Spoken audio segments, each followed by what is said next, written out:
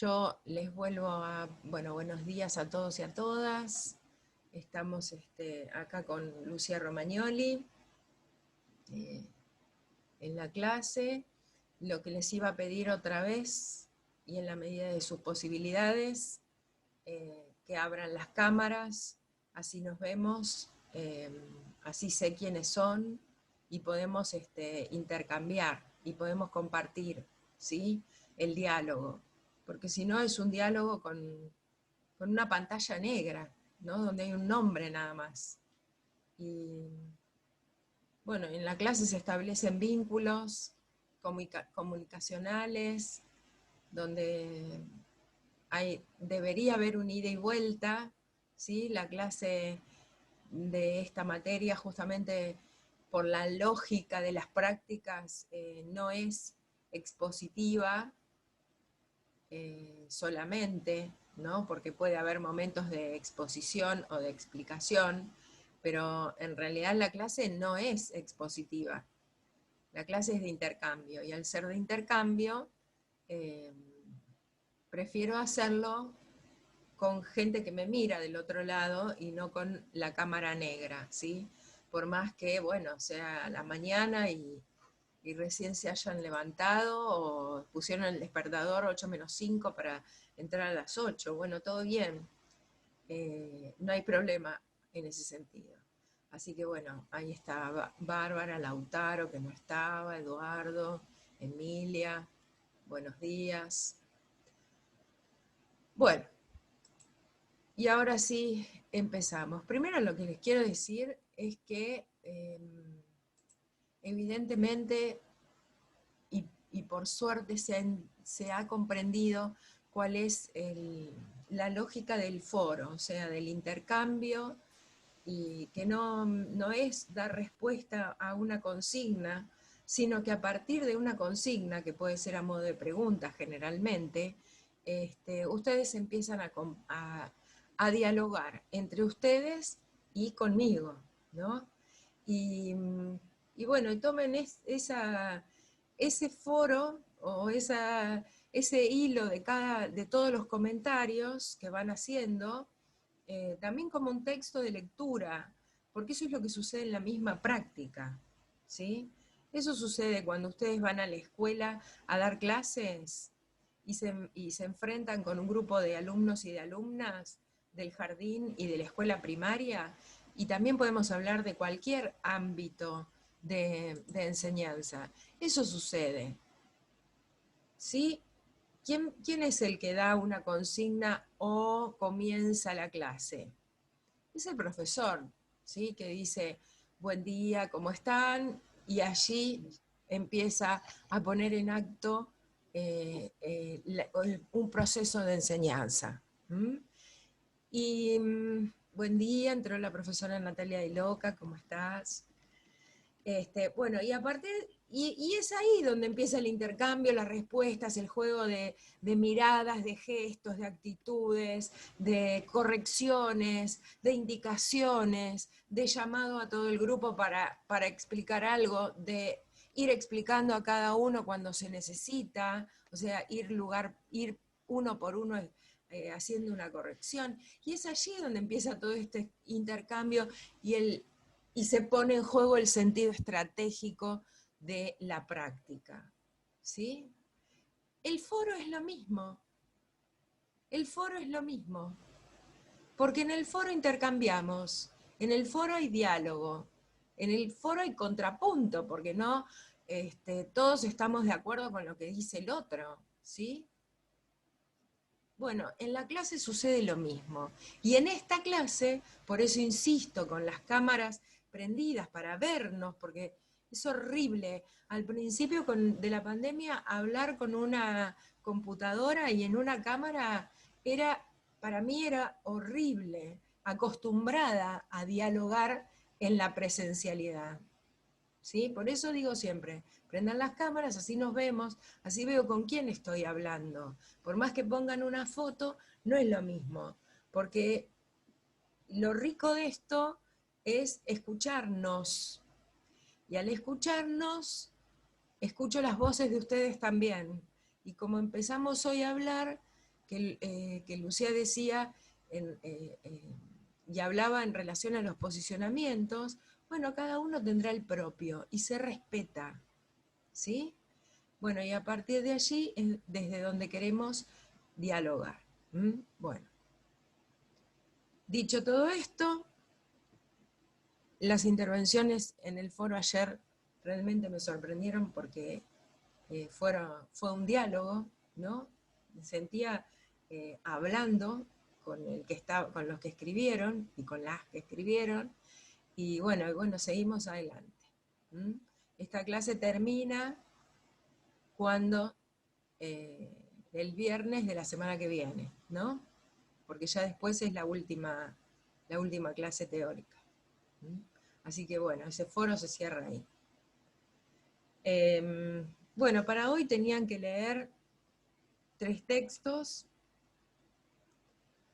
El capítulo 4, tengo el machete, aclaro siempre lo mismo para no irme para cualquier lado, ¿sí? Porque si no empiezo a hablar y me voy, y no, tengo que seguir un orden. Entonces, el primer texto es el capítulo 4, la enseñanza de la educación física, un desafío a explorar, del libro de Gayol, La educación física en la educación secundaria, reflexión sobre las prácticas de la enseñanza. Este texto es un texto más general, ¿no? Que habla sobre la enseñanza en forma más abarcativa, tratando de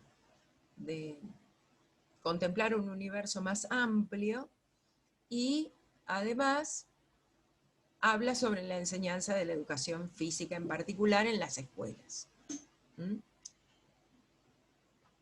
Después tenían que leer 2 textos más.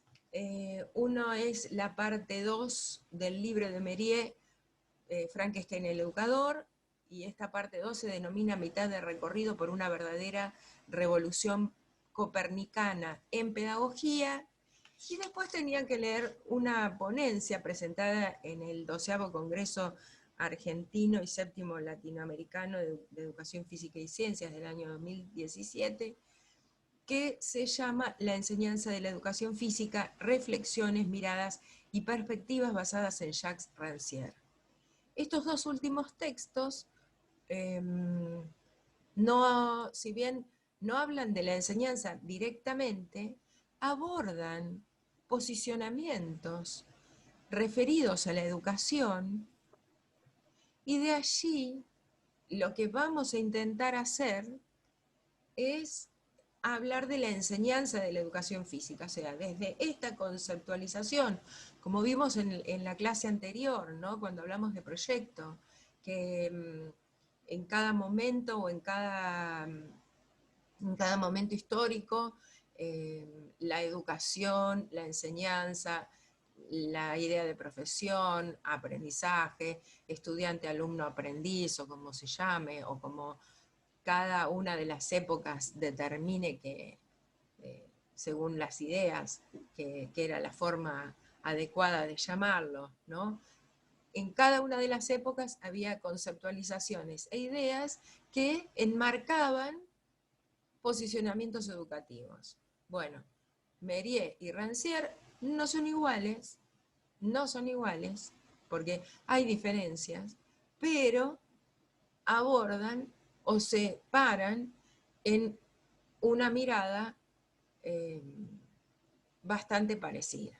Entonces, y a partir de esa mirada o esa conceptualización de educación que tienen los autores, yo los voy a invitar después a ir pensando qué conceptualización o idea de enseñanza se puede desprender de este posicionamiento educativo que los autores, o de estos posicionamientos educativos que los autores plantean. ¿Está? Entonces, vamos a empezar por el primer texto, que es la enseñanza de la educación física, un desafío a explorar, y quiero que ustedes me digan de qué se trata este texto, o qué cuestión destacaron como relevante, o qué cuestión o sea, sobre qué cuestiones no piensan lo mismo de lo que diga el texto, o bueno, no sé, lo que quieran, pero que alguien empiece a hablar. A ver quién empieza.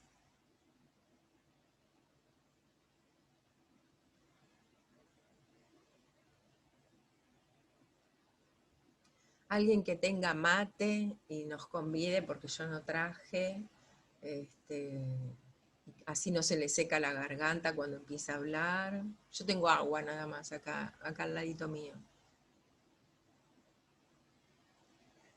¿Qué dicen esas autoras de ese capítulo? Que podemos no estar de acuerdo. A levantarse, dijo la rana mientras espiaba por las ventanas. A ver.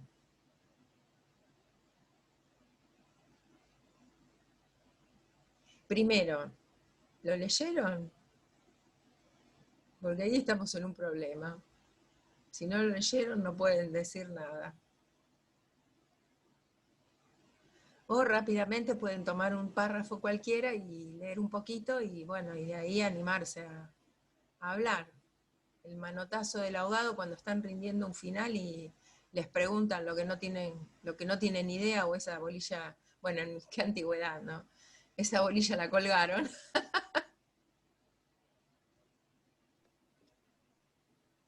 Profe, Bien, bien, Joaquín, buenos días, bienvenido.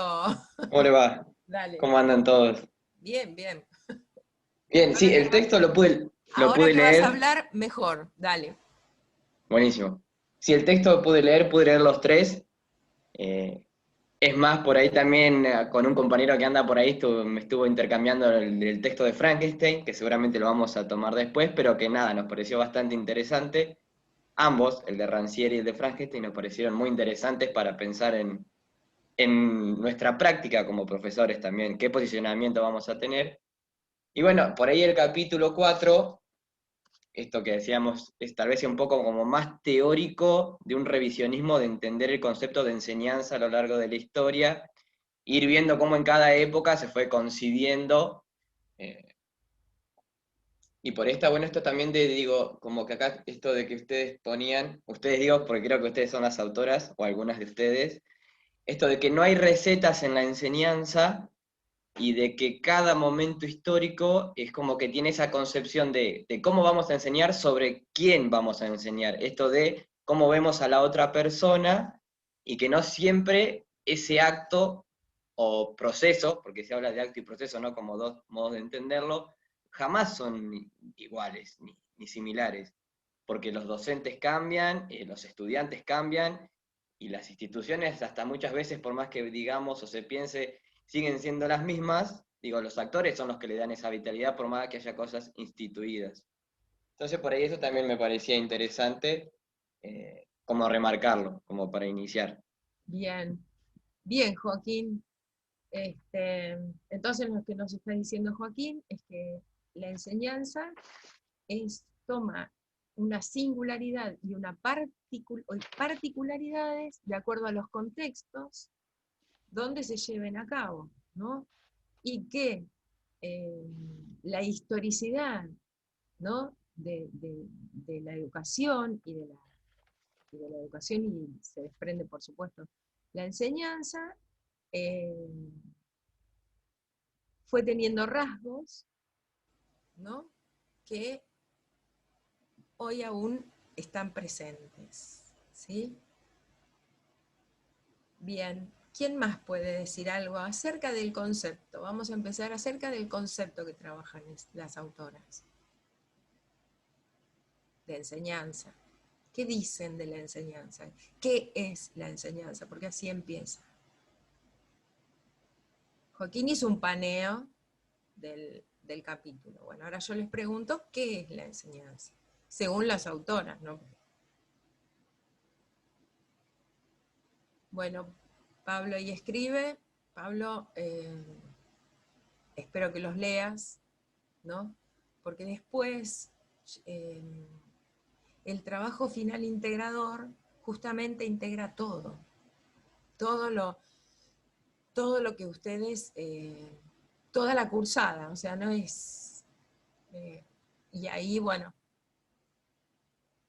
ahí los textos también forman parte, aunque lo más importante es lo más práctico, porque bueno, le damos relevancia a la práctica, ¿no?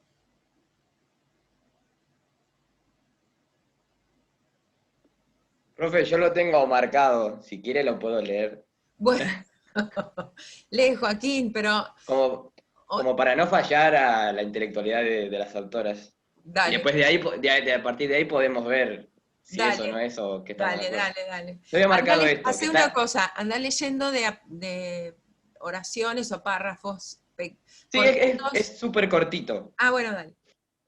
que entiendo que es como que engloba después todo lo que el desarrollo, pero dice, en la página 107 al inicio dice, actualmente se la entiende como práctica social, situada, compleja, política e intencionada. Bueno, ahí dijiste un montón con todo eso. Yo les quiero aclarar algo. Ese libro se escribió en el 2018 y se empezó mucho antes, ¿no? No quiero ni decir cuánto fue. Este, desde el 2018 a hoy, 2021, no sé si escribo lo mismo, ¿eh? ¿Sí? No sé si escribo lo mismo. Tendría que ver. No, no escribo lo mismo. Pero bueno, no importa. El tema es así. Cuando uno escribe, no se publica al toque, ¿no? Pasa un tiempo. ¿Por qué? Por problemas editoriales, por los correctores, por un montón de cuestiones. Y resulta que cuando sale lo escrito, dice, oh, ¿qué decía acá? Y ya cambiamos, y ya se cambió la idea. ¿Mm? Uno mismo Profe, la va cambiando. pero el texto en un momento también, en un momento en la lectura, también retoman esto de las distintas enseñanzas a distancias y plataformas. O sea que fueron visionarios, Sí, podríamos decir. tuvimos esa virtud Que en ese momento. claro, Sí, porque viene hablando de la enseñanza en el cara a cara y lo que se produce en ese momento y lo que estaría sucediendo en la enseñanza a través de las plataformas, que podemos pensar puede ser hoy un WhatsApp, un Zoom, y digo, ya lo habían visto ustedes de alguna manera, bueno, que estaba pasando ahí, y hoy se está dando concretamente eso. sí, fuimos visionarias, ¿viste? Este, en algún rincón del texto se encuentran cosas interesantes, entonces.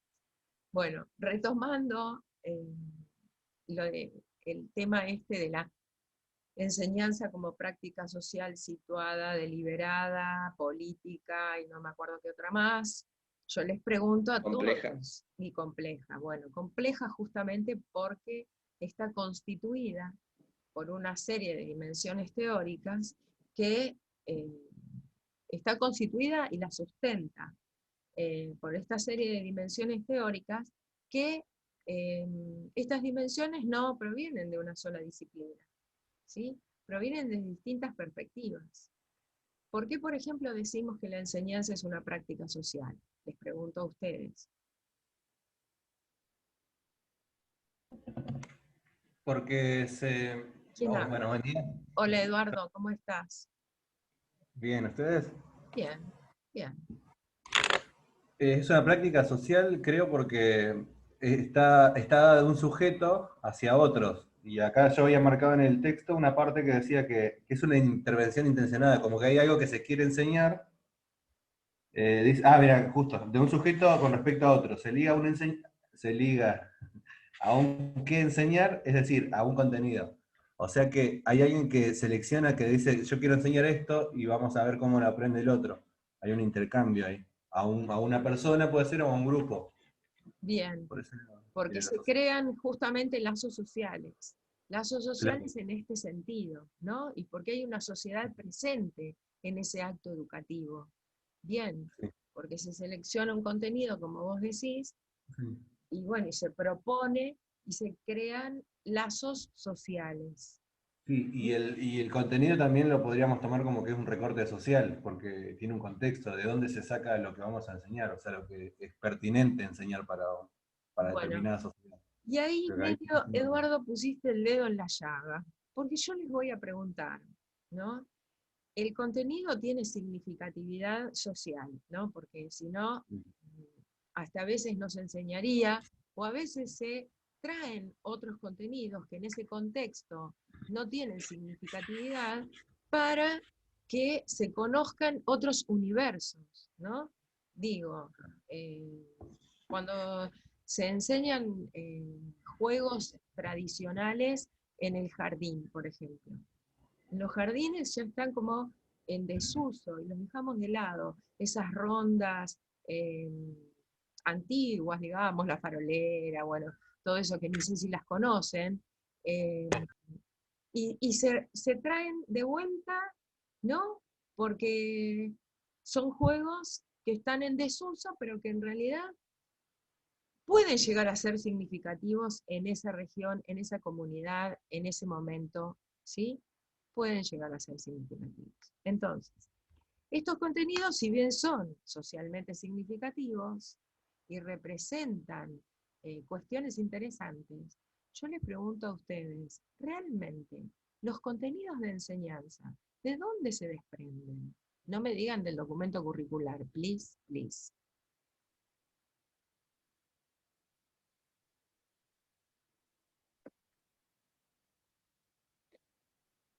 Hoy estoy políglota, ¿vieron?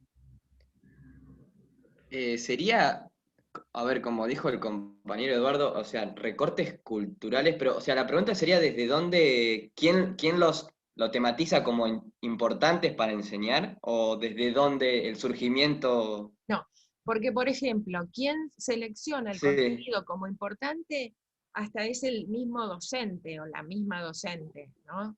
Quien selecciona ese contenido sí. y lo supone importante en ese momento, o por qué hay una planificación que dice estos contenidos se van a enseñar, ¿sí? Esa no es la pregunta. La pregunta es, realmente, si son recortes culturales, otra cosa Mm. que ustedes lo tienen a flor de piel, ¿no?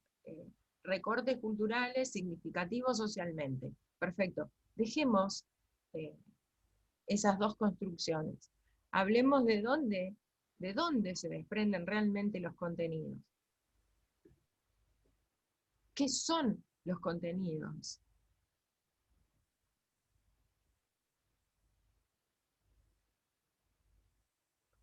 Los contenidos que van a enseñar ustedes. Buenas, Hola Martín. Sí, sí, ¿cómo estás? Sí, no sé si tiene que ver con bueno, el mismo la primera oración que dijo Joaquín, de la primera página, esto de la política, que tiene una intencionalidad política. bueno, esa es, a ver, Martín, esa es otra perspectiva de la práctica, ¿no? Que la enseñanza es una práctica política. ¿Por qué es una práctica política? Porque interviene en un momento, en una realidad, en un contexto, en una comunidad, justamente para transformarla, ¿sí? Porque interviene sobre otro, ¿sí? Sobre otro para transformarla. Feldman dice, no en los textos que ustedes estuvieron leyendo, no en el texto que ustedes leyeron, en otro, que la enseñanza es una actividad para intervenir o para, ¿cómo es que dice? No me acuerdo, para intervenir, pero para irse. No es una actividad para quedarse, es una actividad para irse, ¿sí? Y ahí está la intencionalidad de la enseñanza. O sea, yo intervengo para dejar, no sé, espacio o generar espacio para la reflexión, para la criticidad, para que puedan tomar decisiones autónomas y me voy, ¿sí? Eso dice Feldman, ¿no? Y eso tendría que ver con esta instancia de lo político, ¿sí? La enseñanza como práctica política. Bien, Martín, pero la pregunta que estoy haciendo es otra. O sea, ¿por qué? Bueno, ¿Cómo? no, no, está bien. Ah, ¿nada más, Martín? Por ahora no. No, Bueno, no se me ocurre, no se me ocurre. O bien, sea, bien, bien. sería, pregunta, Sí. porque por ahí no estoy entendiendo. Sería, ¿por qué enseñamos esos recortes o esos contenidos que nosotros seleccionamos sería, o Bueno, no es esa la pregunta, pero ¿por qué los enseñamos?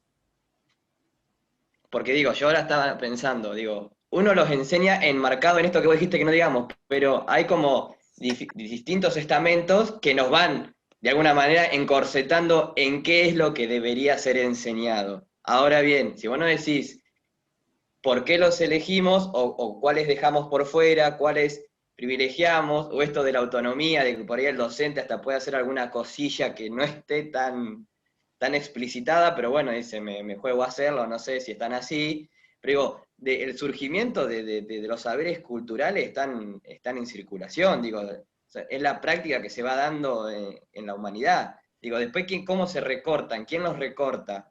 Digo, ahí también está de lo que dice Martín, es la intencionalidad política de aquellos quienes hacen ese primer recorte en el cual nosotros ya estamos como encorsetados ahí, y es la autonomía que tengamos para poder trabajarlos y cómo trabajarlos. Pero Bueno, no sé si lo es eso. primero, no es eso, pero no importa. Lo primero que les voy a Ah, decir bueno. es que se saquen todos los corsets cuando entran a una escuela, ¿sí? A trabajar a una escuela como profesores y profesionales de la educación física. Sáquense todos esos corsets que está diciendo Joaquín y que nadie los está encorsetando, ¿sí?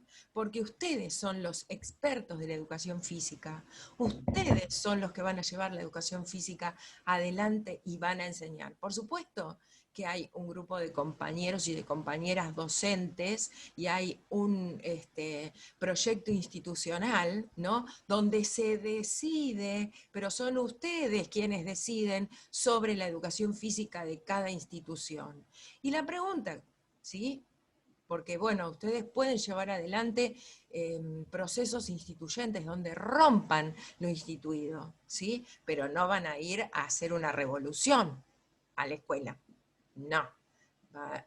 Sáquense el corset antes de entrar, ¿sí? Sáquenselo, vayan a la escuela y fíjense cómo la escuela está trabajando y cómo de a poco pueden ir modificando de acuerdo a su experticia o a su saber experto acerca de la educación física, ¿sí? Y en realidad estos contenidos que alguien los seleccionó y algo los encorsetó, como dijo Joaquín, en un documento curricular, devienen de los objetos de conocimiento de la disciplina de educación física, ¿sí? No son más ni menos que los deportes, las gimnasias, los juegos, las actividades de vida en la naturaleza, la natación, retextualizadas, ¿no? Porque tienen un texto, porque representan conceptos, ideas que conforman la identidad y el campo de la educación física, se toman para poder enseñarlos a un niñito de 3 años, y no porque sea un niñito de 3 años y lo esté...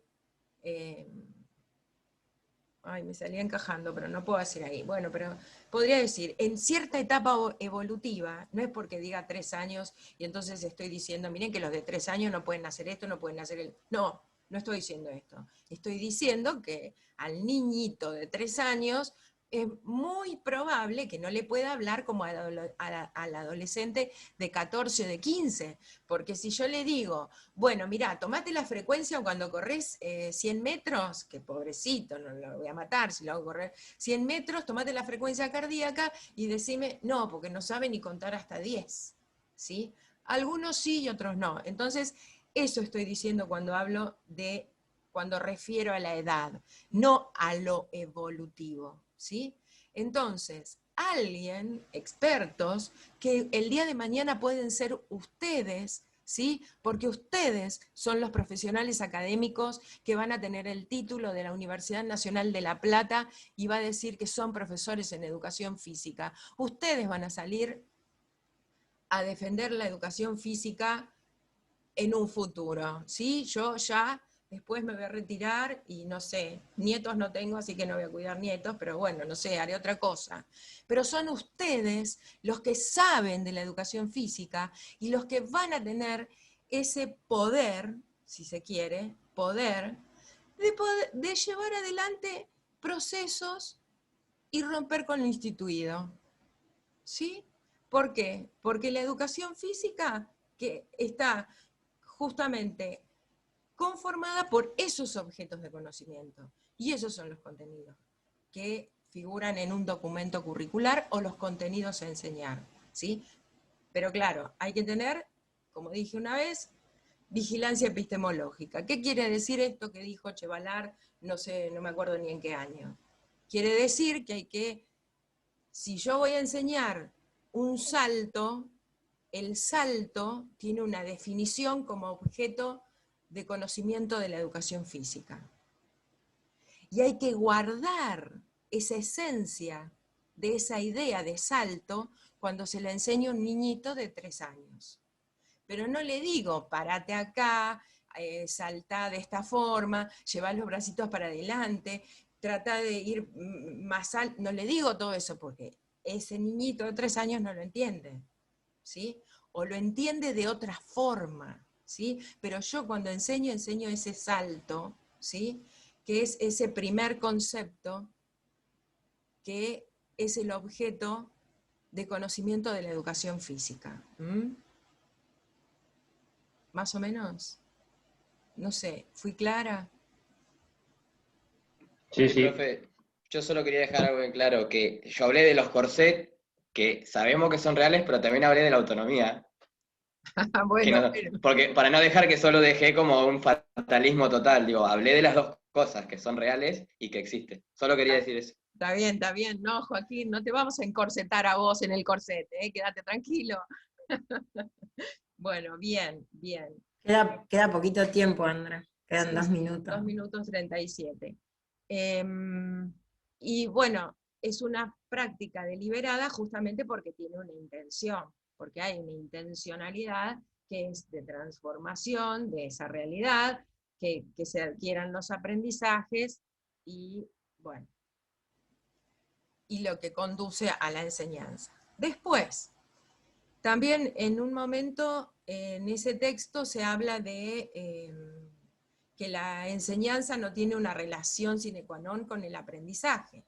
O sea, que yo esté hablando acá en un micrófono, que Joaquín interactúe conmigo, que Eduardo interactúe conmigo, que Martín interactúe conmigo, y que todos estemos escuchando, no quiere decir que todos los que están allí del otro lado estén escuchando o estén aprendiendo o les esté interesando o no sé, o están porque tienen que estar, o ¿sí? Entonces, y además no quiere decir que siempre que se enseñe se aprenda,